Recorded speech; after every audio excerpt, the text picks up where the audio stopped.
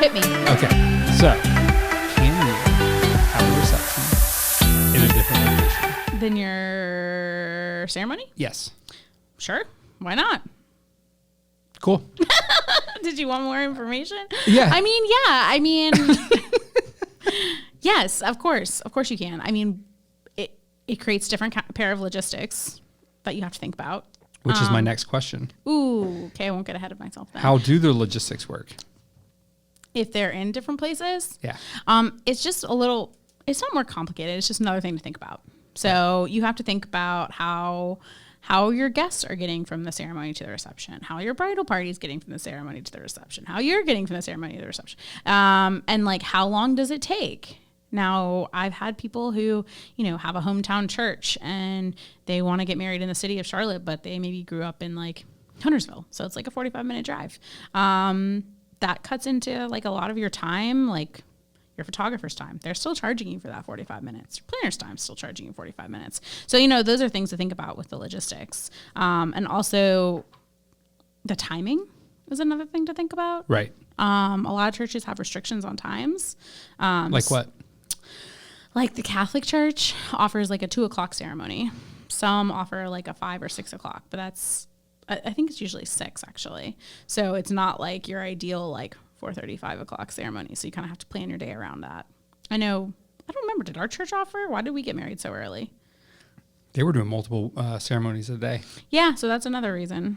So you might have restrictions. Maybe you have a short engagement and your timing is limited. I feel like we were the first people to book. Yeah, I can't We also remember. just wanted a break. We had the break between our ceremony and reception. Yeah. And I loved it. Well, the plan was to go take pictures in Central Park, and except there was, this hurricane, and the park was closed, and then we tried to go to Grand Central. And it was closed. Also closed, which I still can't believe they have keys for that. Like, these are like those old school, like, very old building, like they have to be crazy like old huge, keys. Yeah, can you imagine they must have been like hoisting those Yeah. keys out? Yeah. And like, yeah. Yeah. I didn't even know that happens. Right. That they lock up Grand Central. Right. Yeah. Well, I found that out on Right. our wedding day when we drove all the way down there. Right. But it worked out because our guests got to be on the most awesome bus tour from what I've heard. That's true. And they got to see literally all of New York City in a 3-hour time span, which can literally never happen before. Right. You might get from 42nd to 45th No, it wasn't even 3 Street. hours. I think it was like an hour and a half. Yeah. Yeah. So, That's pretty cool. So like another thing to think about too is if like you want two totally different visions, like maybe it's not even a church. Like there's definitely couples who have gotten married. For instance, I think the wedding you did, they got ceremony in a park and then they had their reception in a brewery. Like, Yep. Cool. Like two totally different views. That was a cool wedding. Yeah. Two totally different like styles of ceremony and, and the park was in the city. So they got to get that park feel. They got to get city photos. They got to get brewery, like industrial feel. Like, so there's a lot of different reasons why you would want to. That was July though. And it was like over 100 degrees. It was sweltering. That was rough. Yeah. Yeah. That was like, we just talked about season. Think about that. So yeah, July is hot. So, I mean, also if you're having an outdoor ceremony in July, like it makes sense to only have your ceremony. Can you imagine if the reception had also been outside? No. Whew. Yeah, it would have been tough. Yeah. So one thing that always strikes me is when you come home from a wedding where you're in multiple locations and you're trying to set up the reception, but you also have to be at the church and you have an assistant or assistants. But there's a period of time there where like, is it going to get done? Like, I mean, you're obviously the queen of wedding planning. I like no it. offense to everybody else out there that's a wedding planner. But I mean, we've never had a problem. No, I'm just kidding. Right. but seriously though, seriously, especially if you don't have a last- planner, like these are things you have to consider, like who's setting all this stuff up. And if you're going to have your aunt or your sister or your bridesmaids or whoever set things up, what happens while they're at the ceremony? Especially if there's a break. Because if you have like a 2:00 ceremony and then your reception's at like 4:00 or something, let's say the ceremony ends, everybody's doing pictures, like you're going to have like a lot of times your venue won't let you in until 2 hours before. So Right. now your venue's opening at the time your ceremony's happening. So definitely, it's something to consider. Whereas like if your ceremony's on site in that one location, you're kind of adding that time on the front end. So you have a little more flexibility. It doesn't matter. The last 45 minutes before the ceremony starts is always just like total Anarchy. A little bit, little madness. Like everything's just like happening at the same time. That's just how it is. I love that moment personally, but I'm crazy. So is there any other, we all know. Is there anything else that you wanted to kind of touch on logistically that you need to think about if you're getting married in two separate, if your ceremony's in one place and your reception's in another? Travel time. I know I said that, but make sure you think about it. I don't think people always allot enough time for travel. Like they're like, oh, it's Saturday. It won't be that much. Like there still could be traffic. It's not going to take you less time because it's Saturday. Like, and if you're in a coach, that's not going to move as snappy as like a Mini Cooper. Yeah, exactly. Like it's not going to be the same speed and all those things. So definitely give yourself buffer time on the transportation time.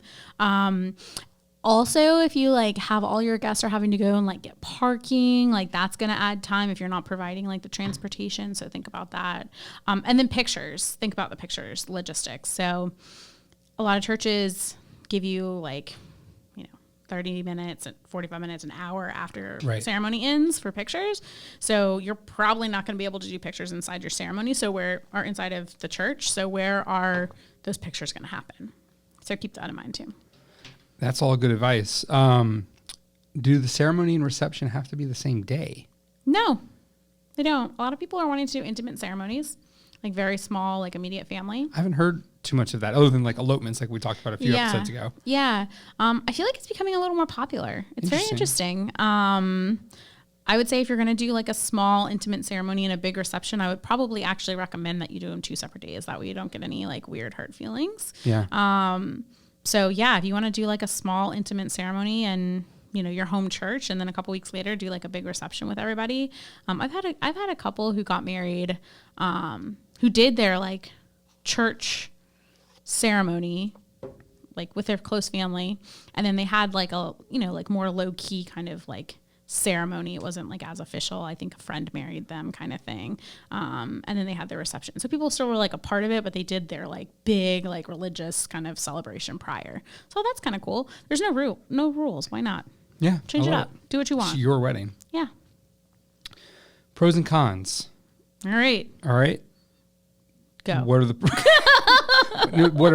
What are the cons of, we kind of touched on a little bit of this. Of multiple locations. Yeah. We definitely touch on the cons. So I think if you are religious and want something in like a traditional religious ceremony, whether that's for your sake or for your parents' sake or grandparents' sake, then of course that's a pro. I think personally, I like the break for pictures. It's not ideal for maybe your guests. Although I've never minded it being a guest. Have you? No, I kind of like it. It kind of breaks it up a little bit. It's not like you're rushing around. Yeah, I kind of like it. Like you go to the ceremony, you come back, you kind of have a chance to relax, change, have a drink, whatever, get ready, and then have a bite to eat. You're not kind of like at the whim of the schedule, which is kind of nice. And it gives you enough time for pictures, so you're not literally just waiting around for people for pictures. Right. So depending on how you feel about that. Thinking about like the 2 different, you'll have 2 different locations for pictures. That can be a pro or a con, depending on your locations. And I think the biggest con to me is just when you have the 2 separate locations, it's a lot more movement. So kind of what you touched on, like there's a lot more logistics. People could get lost. People have to park twice. It's just, you have these setup restrictions and, one person's over here, everyone's over here at the ceremony, what's happening at the reception. Right. I would say if you have 2 different locations, you really strongly probably need at least a month of coordinator. Some sort of coordinator.